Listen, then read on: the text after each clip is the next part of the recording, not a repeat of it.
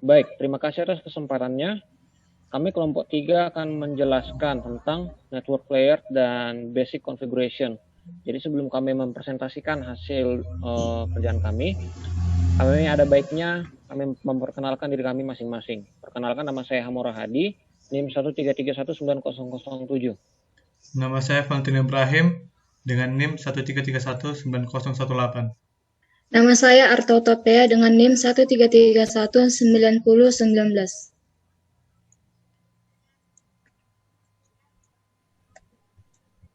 Baik, di sini saya akan menjelaskan tentang the network layer.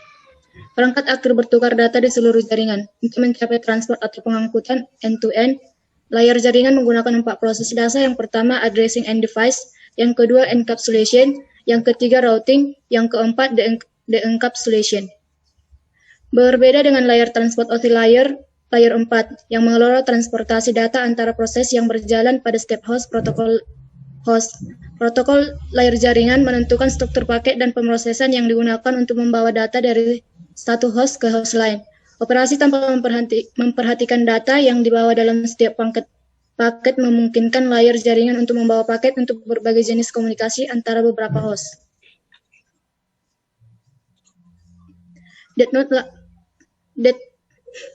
Network layer protocols. Ada beberapa protokol layar jaringan yang ada, namun hanya 2 yang pada umumnya digunakan. Yang pertama, Internet Protocol versi 4 atau IPv4. Yang kedua, Internet Protocol version 6 atau IPv6. Encapsulation IP. IP mengkapsulasi segmen layanan transport dengan menambahkan header IP. Header ini digunakan untuk mengirimkan paket ke host tujuan. Header IP tetap tidak akan berubah dari sumber ke destinasi. Gambar 1 pada slide menunjukkan proses untuk membuat PDU pada layar transport. Encapsulation selanjutnya. Rangkaian gambar 2 mengilustrasikan bagaimana PDU layar transport kemudian dienkapsulasi oleh PDU layar jaringan untuk membuat paket IP. Proses mengkapsulasi data layar demi layar memungkinkan layanan pada layar yang berbeda untuk berkembang tanpa mempengaruhi layar lainnya. Hal ini berarti segmen layar transport dapat segera dikemas oleh IPv4 atau IPv6 atau dengan protokol baru yang mungkin dikembangkan di masa yang mendatang. Router dapat menerapkan protokol layar jaringan yang berbeda ini untuk beroperasi secara bersamaan melalui jaringan. Peruntukan yang dilakukan oleh perangkat perantara ini hanya mempertimbangkan konten header paket layar jaringan. Dalam semua kasus, porsi data dari paket yaitu PDU, lapisan transport yang dienkapsulasi, tetapi tidak berubah selama proses jaringan. Karakteristik of IP. Karakteristik dasar dari IP sebagai berikut: 1. Connectionless, yang kedua bits over, yang ketiga media independen. IP connectionless. IP tidak memiliki koneksi atau connectionless artinya tidak ada koneksi end-to-end atau ujung ke ujung, khusus yang dibuat sebelum data dikirim. Seperti yang ditunjukkan pada gambar, komunikasi tanpa koneksi secara konseptual mirip dengan mengirim surat kepada seorang tanpa memberitahu penerima terlebih dahulu. IP best effort delivery. Gambar pada slide menggambarkan karakteristik pengiriman yang tidak dapat diandalkan atau unreliable atau upaya terbaik atau best effort dari protokol IP. Protokol IP tidak menjamin bahwa semua paket yang dikirim pada kenyataannya diterima. Unreliable atau tidak dapat diandalkan berarti IP tidak memiliki kemampuan untuk mengelola dan memulihkan dari paket yang tidak terkirim atau rusak. Hal ini dikarenakan meskipun paket IP dikirim dengan informasi tentang lokasi pengiriman, paket tersebut tidak berisi informasi yang dapat diproses untuk memberitahu pengirim apakah pengirim berhasil. Paket mungkin sampai di tujuan dalam keadaan rusak, keluar dari urutan, atau tidak sama sekali. IP tidak memberikan kemampuan untuk transmisi ulang paket jika terjadi kesalahan. Jika paket rusak dikirim atau paket hilang, maka aplikasi yang menggunakan data atau layanan lapisan atas harus menyelesaikan masalah ini. Hal ini memungkinkan IP berfungsi dengan sangat efisien. Dalam rangkaian protokol TCP/IP atau IP, Keandalan adalah peran layanan transport. IP media independen. IP media independen dan activity IP karakteristik. IP beroperasi secara independen dari media yang membawa data di lapisan bawah protokol stack atau tumpukan protokol. Seperti yang ditunjukkan pada gambar, paket IP dapat dikomunikasi sebagai sinyal elektronik melalui kabel tembaga, sebagai sinyal optik melalui fiber, atau secara nirkabel sebagai sinyal radio. Tanggung jawab data link OSI untuk mengambil paket IP dan mempersiapkannya untuk transmisi melalui media komunikasi. Hal ini berarti bahwa pengangkutan paket IP tidak terbatas pada media tertentu. Namun demikian, satu karakteristik utama dari media yang dipertimbangkan oleh layar jaringan adalah ukuran maksimum PDU yang dapat diangkut oleh setiap media. Karakteristik ini disebut sebagai Maximum Transmission Unit atau MTU.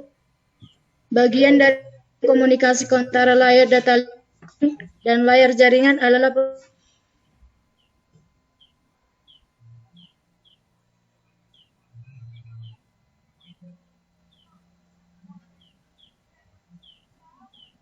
dalam beberapa kasus, perangkat perantara biasanya router harus membagi paket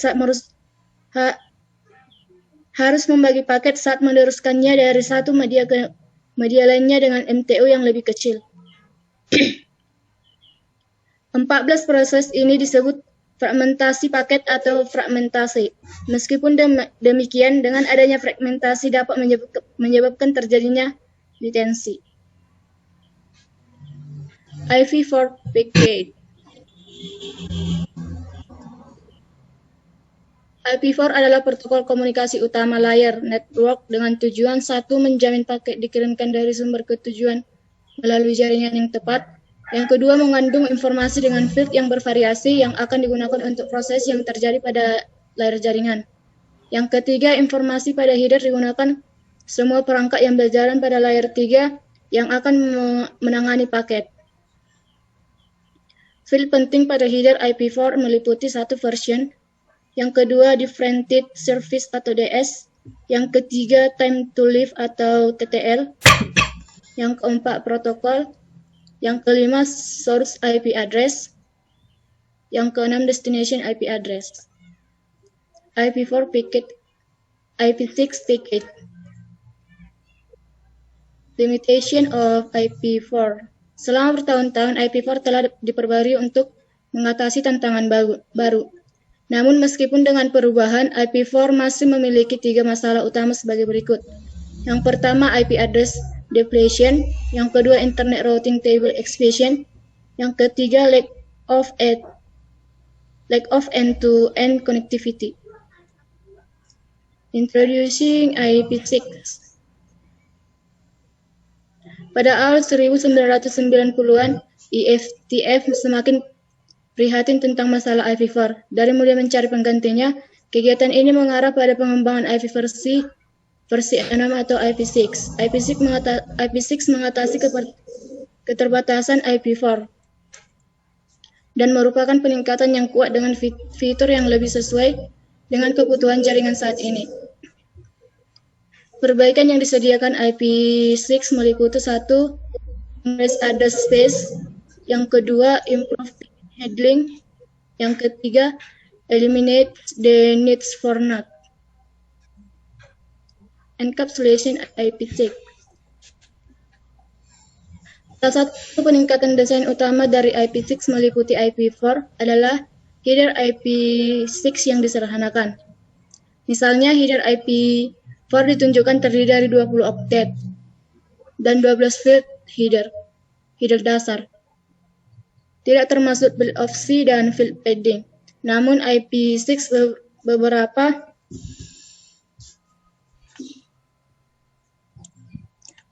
field tetap sama. Beberapa field telah mengubah nama dari posisi dan beberapa field tidak diperlukan seperti pada gambar. Sebaiknya header IP6 yang disederhanakan dapat dilihat pada gambar yang terdiri dari 40 oktet atau sebagian besar karena panjang alamat IP6 sumber dan tujuan, dan 8 field header atau 3 field header dasar IP4 dan 5 field tambahan.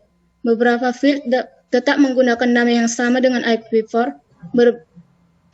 Beberapa bidang telah mengubah nama atau posisi dan field baru telah ditambahkan. Encapsulation IP6 selanjutnya. Field pada IP6 meliputi satu version, yang kedua traffic class, yang ketiga flow label, yang keempat payload leg, yang kelima next header, yang keenam hook limit, yang ketujuh source address, yang kedelapan destination address. Host forwarding decision. Peran lain dari layar jaringan adalah mengarahkan paket antara host. Sebuah host dapat mengirim paket ke satu itself, yang kedua local host, yang ketiga remote host.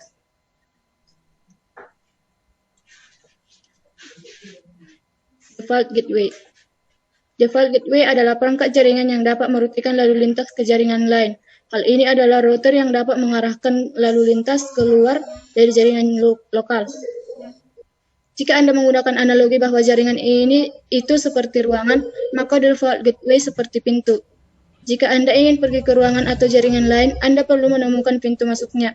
Alternatifnya, PC atau komputer yang tidak mengetahui alamat IP dari default gateway seperti orang di dalam ruangan yang tidak tahu di mana pintu itu berada. Mereka dapat berbicara dengan orang lain di ruangan atau jaringan. Tetapi jika mereka tidak mengetahui alamat default gateway atau tidak ada default gateway, maka tidak ada jalan keluar. Using the default gateway. Tabel perutian host atau routing table biasanya akan menyertakan default gateway.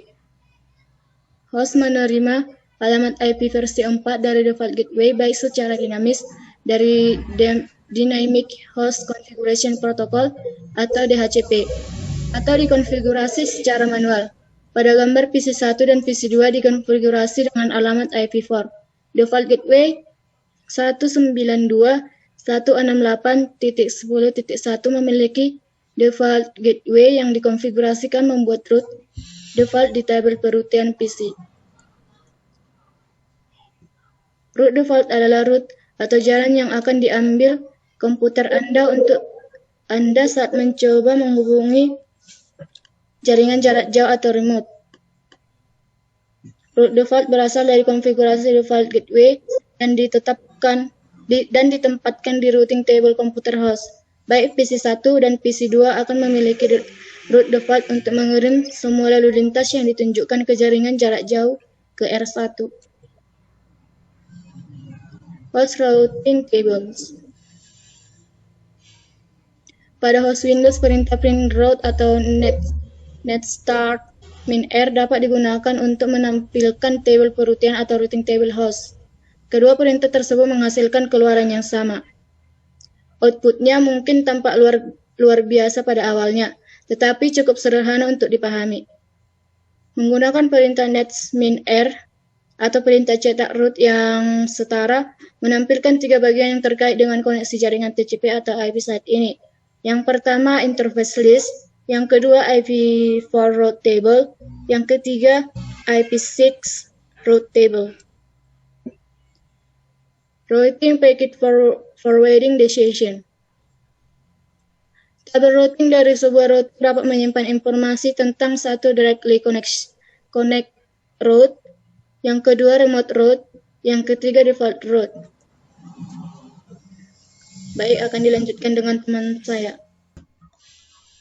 Baiklah, saya di sini akan melanjutkan penjelasan dari teman saya. IPv4 routing table. Ketika sebuah host mengirim paket ke host lain, ia akan menggunakan table routingnya untuk menentukan kemana harus mengirim paket tersebut. Jika host tujuan berada di jaringan jauh, paket akan diteruskan ke default gateway. Apa yang terjadi jika sebuah paket tiba di default gateway yang biasanya berupa router? Router melihat tabel perutiannya untuk menentukan kemana meneruskan paket. Seperti pada gambar di atas diilustrasikan bahwa paket gambar interface gigabit Ethernet 0/0/0 dari R1 melakukan dienkapsulasi dari header dan trailer layer 2 Ethernet. Kedua, router R1 memeriksa alamat tujuan IPv4 dari paket dan mencari pilihan terbaik dari routing table IPv4 miliknya. Route entry. Rute entry atau rute masuk menunjukkan bahwa paket ini akan diteruskan atau forwarded ke router R2. 4. Router R1 mengenkapsulasi paket ke dalam sebuah header dan trailer Ethernet yang baru dan meneruskan ke paket hub router selanjutnya, yaitu R2.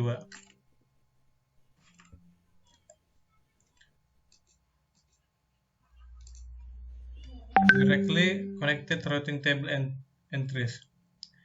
Ketika interface router dikonfigurasi dengan alamat IPv4 subnet mask dan diaktifkan, maka dua entry pada routing table atau table perutean secara otomatis dibuat. C adalah mengidentifikasi jaringan terhubung langsung. L mengidentifikasi bahwa ini adalah antarmuka lokal. Remote Network Routing Table Entries. Sebuah router biasanya memiliki interface yang dikonfigurasi. Routing table menyimpan informasi tentang jaringan yang terhubung langsung dan jaringan jarak jauh atau remote. Gambar di atas menjelaskan route 1 ke jaringan jarak jauh 10110. Next hop address. Ketika sebuah paket ditunjukkan untuk jaringan jarak jauh tiba di router mencocokkan jaringan tujuan ke route di routing table. Jika kecocokan ditemukan, router meneruskan paket ke alamat hub berikutnya dari antarmuka yang diidentifikasi. Lihatlah contoh topologi jaringan pada gambar di atas. Asumsikan bahwa PC1 dan PC2 telah mengirim paket yang ditunjukkan untuk jaringan 10110 atau 10120. Ketika paket tiba di interface R1 GB, R1 akan membandingkan alamat IPv4 tujuan paket dengan entry di routing table-nya. Seperti pada gambar di atas, berdasarkan routingnya, R1 akan meneruskan paket keluar dari interface serial 0/0/0 ke alamat hop berikutnya, yaitu 209.165.200.226. Router is a computer. Ada banyak jenis infrastruktur router yang tersedia. Faktanya, router Cisco dirancang untuk memenuhi kebutuhan berbagai jenis bisnis dan jaringan. Yang pertama, branch, kedua, WAN, ketiga, service provider, satu, central processing unit atau CPU, operating system atau OS, memori yang terdiri dari random access memory atau RAM, read-only memory atau ROM, not volatile RAM atau NVRAM, dan flash. Seperti semua komputer, tablet, konsol game, dan perangkat pintar, perangkat Cisco memerlukan CPU untuk menjalankan instruksi OS, seperti inisialisasi sistem, fungsi perutean, dan fungsi pengalihan. CPU membutuhkan host untuk menyediakan fungsi 34 perutean dan pengalihan. Internet Operating System atau IOS adalah perangkat lunak sistem yang digunakan untuk sebagian besar perangkat Cisco terlepas dari ukuran dan jenis perangkatnya. Ini digunakan untuk router, switch LAN, akses point kecil, router besar dengan puluhan interface, dan banyak perangkat lainnya. Router memory. Router memiliki akses penyimpanan memori yang volatile dan non-volatile. Memori yang volatile membutuhkan kekuatan terus-menerus untuk menjaga informasinya. Saat router dimatikan atau di restart, konten akan terhapus dan hilang. Memori non-volatile menyimpan informasinya bahkan saat perangkat dibuat ulang. Secara khusus, router Cisco menggunakan 4 jenis memori. Yang pertama, RAM, yang kedua, ROM, yang ketiga, NVRAM, keempat, flash. Inside of a router. Inside of a router. Meskipun ada beberapa jenis dan model router yang berbeda, setiap router memiliki komponen perangkat keras umum yang sama. Gambar di atas menunjukkan bagian dalam dari ISR generasi pertama Cisco 1841. Gambar tersebut juga mencakup gambar komponen lain yang ditemukan di router, seperti power supply atau catu daya, kipas pendingin atau cooling fan, pelindung panas atau heat shield, dan modul integrasi lanjutan atau advanced integration module atau AIM. Catatan, seorang profesional jaringan harus terbiasa dengan dan memahami fungsi komponen internal utama dari sebuah router. Dari lokasinya sebenarnya dari komponen tersebut di dalam sebuah router tertentu. Tergantung pada modelnya, komponen tersebut terletak di tempat berbeda di dalam router. Connect to a router. Perangkat Cisco router atau switch biasanya menghubungkan banyak perangkat. Untuk alasan ini, perangkat ini memiliki beberapa jenis port dan interface atau antarmuka yang digunakan untuk menyambungkan ke perangkat. Misalnya, bidang belakang router Cisco 1941 menyertakan koneksi dan port seperti pada gambar. Seperti banyak perangkat jaringan, Cisco menggunakan indikator Like Emitting Decode atau LED untuk memberikan informasi status. Antarmuka LED menunjukkan aktivitas antarmuka yang sesuai. Jika LED mati ketika antarmuka aktif dan antarmuka terhubung dengan benar, ini mungkin merupakan indikasi masalah dengan antarmuka tersebut. Jika sebuah antarmuka dengan sibuk, LED-nya akan selalu menyala. LAN dan WAN interface. Koneksi pada router Cisco dapat dikelompokkan menjadi dua kategori, in-band router interface dan manajemen port. Mirip dengan Cisco switch, ada beberapa cara untuk mengakses mode user exec di lingkungan CLI pada router Cisco. Berikut adalah yang paling umum.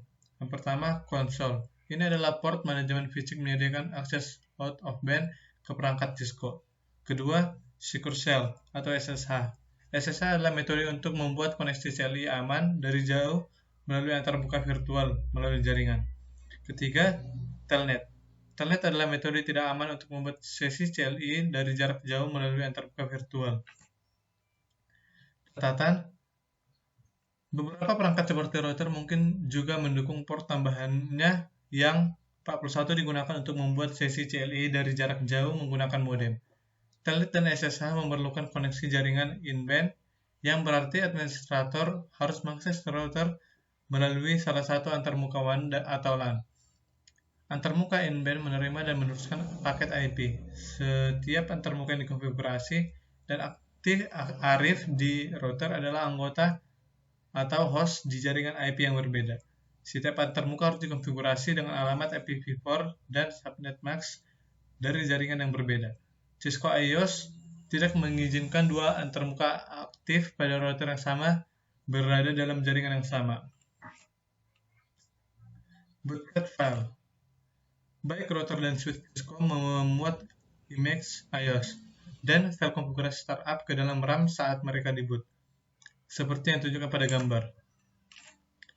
Konfigurasi yang berjalan diubah ketika administrator jaringan melakukan konfigurasi perangkat. Perubahan yang dilakukan pada file running config harus disimpan ke file konfigurasi startup di NVRAM jika router direstore atau kehilangan daya. Router boot up proses.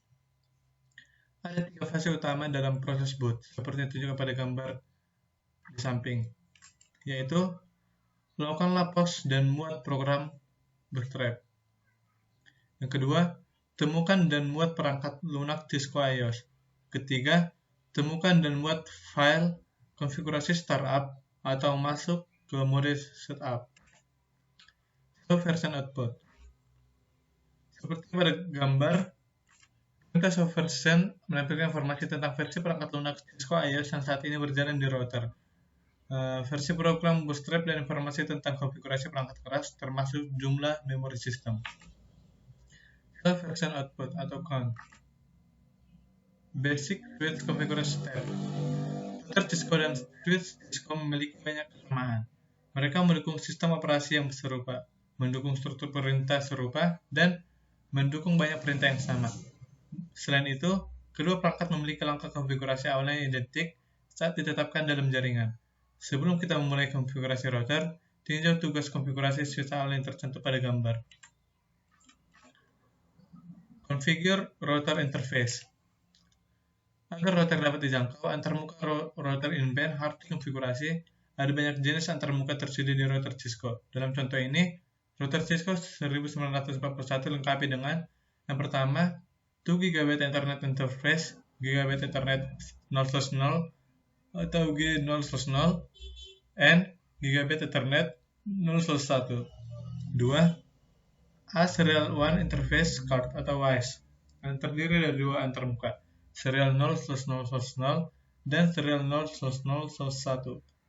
Tugas untuk mengkonfigurasi antarmuka router tercantum pada gambar kiri. Perhatikan bagaimana konfigurasi yang sangat mirip dengan mengkonfigurasi SPI manajemen pada switch. Meskipun tidak diharuskan, praktik yang baik adalah mengkonfigurasi enkripsi pada setiap antarmuka untuk membantu dokumentasi informasi jaringan. Teks deskripsi dibatasi hingga 240 karakter. Pada jaringan produksi, deskripsi dapat membantu dalam pemecahan masalah dengan memberikan informasi tentang jenis jaringan yang dihubungkan ke antarmuka dan jika ada router lain di jaringan tersebut.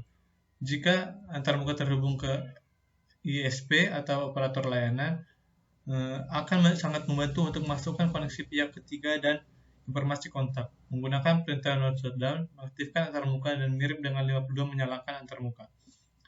Antarmuka juga harus terhubung ke perangkat lain agar layar fisik aktif.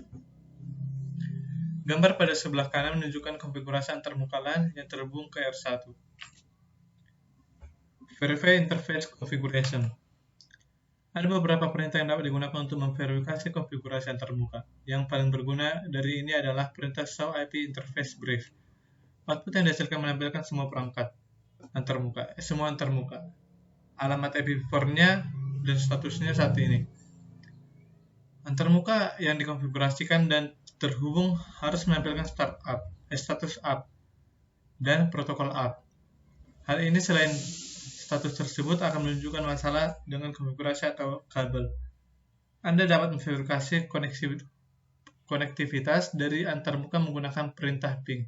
Router Cisco mengirim 5 ping berturut-turut dan mengukur waktu minimal, rata-rata, dan maksimum dari round trip times. Tanda seru memverifikasi konektivitas.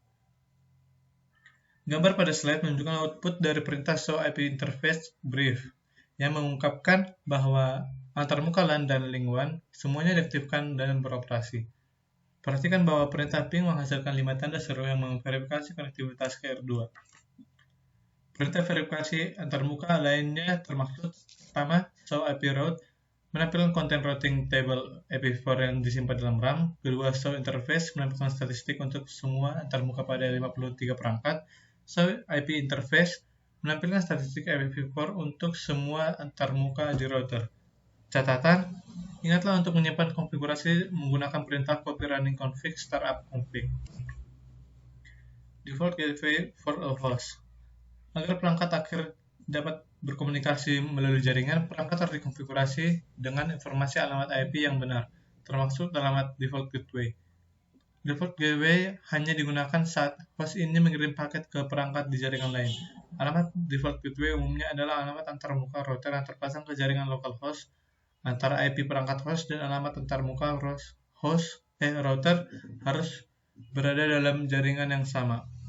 Gambar pada slide menunjukkan topologi dengan dua antarmuka terpisah. Setiap antarmuka terhubung ke jaringan terpisah. G0/0 terhubung ke jaringan 192.168.10.0, sedangkan G0/1 terhubung ke jaringan 192.168.110. Setiap perangkat host dikonfigurasi dengan alamat default gateway yang sesuai. Default gateway for a switch. Biasanya workgroup switch yang menghubungkan komputer klien adalah perangkat layer 2. Dengan demikian, switch layer 2 tidak memerlukan alamat IP untuk berfungsi dengan benar.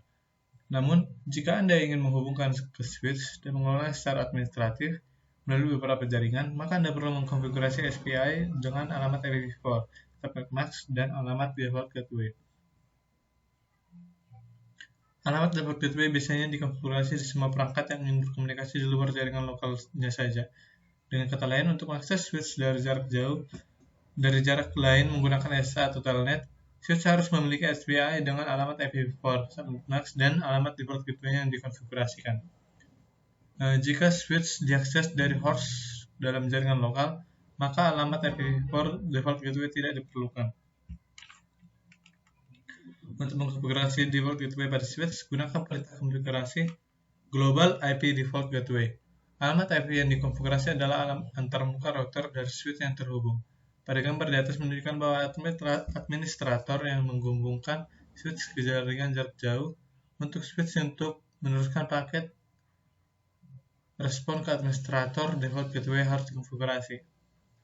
Kesalahpahaman umum adalah bahwa switch menggunakan alamat default gateway yang telah dikonfigurasi untuk menentukan kemana harus meneruskan paket yang berasal dari host yang terhubung ke switch dan tujuan di jaringan jarak jauh. Sebenarnya, alamat IP dan informasi default gateway-nya hanya digunakan untuk paket yang berasal dari switch.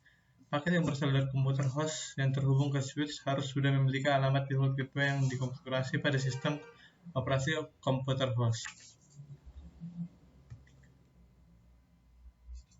Sekian presentasi dari saya, akan dilanjutkan oleh teman saya. Baik, selanjutnya kita akan masuk ke presentasi yang berikutnya, yakni tentang basic router configuration. Jadi, ini adalah configure initial router settings ya. Yang pertama itu adalah kita mengkonfigur device name-nya dengan command hostname baru hostname. Nah, hostname yang miring ini adalah bisa kita isi sesuai dengan keinginan kita. Contohnya hostname-nya adalah hostname 123 mungkin. Lalu yang kedua adalah secure privilege X mode ya. Jadi ini adalah untuk mengvalidkan enable secret password ya. Jadi komennya kita memakai enable baru secret, baru kita masukkan passwordnya. Baru kita selanjutnya adalah secure user X mode ya. Jadi kita pakai line console 0, baru masukkan password yang sebelumnya kita enable, baru kita pakai login. Selanjutnya adalah secure remote telnet garing SSH access ya. Kita pakai line VTY04. Selanjutnya kita masukkan password yang sebelumnya kita masukkan ke command login. Selanjutnya adalah transport input SSH atau telnet. Selanjutnya adalah encrypt all plain text password. Nah, ini adalah service password encryption. Nah, fungsinya ini di sini untuk mengenkripsi password yang sudah kita masukkan sebelumnya. Selanjutnya adalah provide legal notification and save the configuration. Jadi di sini adalah banner MOTD, itu komennya untuk yang pertama. Nah, message ini adalah pesan yang akan kita masukkan. Selanjutnya adalah N, selanjutnya adalah copy running config, baru startup config. Nah, berikut adalah contoh konfigurasi dasarnya ya. Jadi hostname-nya R1, passwordnya adalah Cisco, dan transport input SSH telnet. Jadi berikut adalah message-nya, banner MOTD, enter text message. Nah, jadi packet tracer configure initial router settings. Nah, di sini memverifikasi konfigurasi router default. Yang kedua adalah mengkonfigurasi dan memverifikasi konfigurasi dasar. Yang ketiga adalah menyimpan konfigurasi yang sedang menjalankan prosesnya. Selanjutnya kita masuk ke configure router interfaces ya. Mengkonfigurasi router adalah menggunakan command sebagai berikut. Nah, jadi yang pertama adalah interface, baru type number-nya itu kita isi sendiri. Description, ini adalah command description, kita isi description-nya sesuai dengan kita. Kita masukkan IP address. Nah, di sini adalah yang pertama itu IPv4 address-nya yang di sebelah kiri dan yang di sebelah kanan adalah subnet mask-nya. Baru yang selanjutnya adalah kita masukkan command IPv6 address. Nah, IPv6 address atau prefix length. Baru setelah itu kita masukkan no shutdown. No shutdown ini adalah untuk meng-start interface-nya. It is good practice to use the description command to add information about the network connected to the interface ya. Jadi kita mau memakai deskripsinya untuk mendeskripsikannya. Baru the no shutdown tadi yang seperti saya jelaskan sebelumnya adalah command untuk mengaktifkan interface-nya. Nah, berikut adalah contoh konfigurasi routernya. Jadi router ini Gigabyte Ethernet, baru ini namanya. Baru ini adalah interface-nya. Description-nya ini adalah link to LAN. Yang kedua adalah IP address-nya. Jadi IP address-nya ini adalah IPv4-nya. Dan yang 2525 ini adalah subnet mask-nya. Kita lanjut IPv6 address-nya, baru kita lanjut masuk ke no shutdown-nya. Setelah no shutdown baru kita exit. Setelah exit barulah kita masuk ke R1 config seperti sebelumnya. Kita lanjut ke selanjutnya. Nah, yang berikutnya adalah to verify interface configuration, use the show IP interface brief. Nah, di sini kita memakai show IP. Nah, kita pakai show IP interface brief. Nah, setelah kita pakai ini, semuanya akan keluar. Maksudnya semuanya akan keluar informasi tentang interface-nya, IP address-nya, method statusnya, sama protokolnya. Seperti ini deh. Gigabyte Ethernet 0 garing 0 garing 0. Nah, IP address-nya, IP address yang sebelumnya kita setting tadi adalah 192.168.10.1. Baru statusnya adalah yes, dan manual up. Protokolnya juga up ya. Selanjutnya, nah ini adalah commands for verification-nya. Jadi show IP interface brief, nah, IP interface brief atau IPv6 interface brief. Nah, jadi mereka ini untuk menampilkan semua interface-nya, semua IP address-nya dan current statusnya. Nah, kalau show IP root atau show IPv6 root ini adalah menampilkan konten IP-nya yang tersimpan di dalam RAM. Yang selanjutnya adalah show interface. Nah, show interface-nya apa? Ini menampilkan statistik dari semua interface dari semua device-nya. Nah, dan ini juga show interface ini hanya bisa menampilkan IPv4 address-nya atau alamat dari IPv4 information-nya. Yang selanjutnya adalah show IP interfaces. Nah, jadi ini adalah menampilkan IPv4 statistik untuk semua interface yang ada di router itu. Selanjutnya adalah IPv6 6. Nah, sama fungsinya seperti show IP ini, hanya saja kalau yang sebelumnya untuk IPv4, yang selanjutnya untuk IPv6. Kita lanjut. Nah, selanjutnya kita akan mengkonfigurasi default gateway. Nah, gateway default digunakan saat host mengirimkan paket ke perangkat di jaringan lain. Alamat gateway default umumnya adalah alamat antar router yang terpasang ke jaringan localhost yang sama. Untuk mencapai PC3, PC1 mengalamatkan paket dengan alamat IPv4 PC3, meneruskan paket ke gateway defaultnya antarmuka G0 G0 dari R1. Jadi kalau kita melihat gambar ini, dari PC1 sampai ke PC3, dia mengalamatkannya ke router, ke IPv4-nya ini, 192.168.10, baru dia masuk ke G0, baru dia masuk ke IPv4 dari PC3, baru dia masuk ke PC3. Kita lanjut. Default gateway on switch. Switch harus memiliki alamat gateway default yang dikonfigurasi untuk mengelola switch dari jarak jauh dari jaringan lain. Lalu yang kedua adalah untuk mengkonfigurasi gateway default IPv4-nya, gunakan perintah IP default gateway IP address global configuration. Cukup sekian, terima kasih. Jadi terima kasih. Berikut sekian dari presentasi kami. Jika ada kesalahan dari presentasi kami mohon maaf sebelumnya. Terima kasih.